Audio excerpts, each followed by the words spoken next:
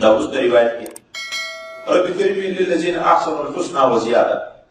کوم انسانانو چې په دنیا کې په اخلاص احسان مصارو ویل بخاری شریف کې په اخلاص عبادت کړي، خدای پاک نیکه بدله ورکړې ده، ورته مقرره کړې ده چې جنت ته او زائد تر جنت بل نعمت هم ورته مقرره کړې.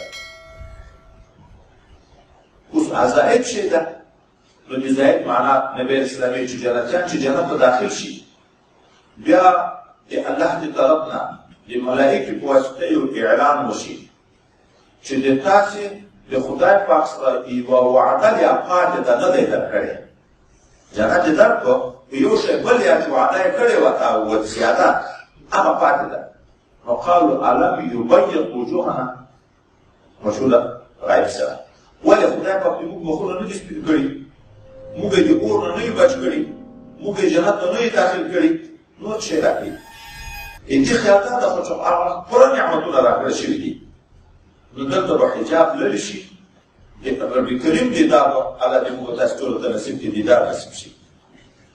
دا جنتیان د جنت څومره نعمتونه دي چې پرون یې بنګلې ښځې شیان ذکر شوه، د دوه ټولو نه به د الله په دیدار کې زیات خوند دي.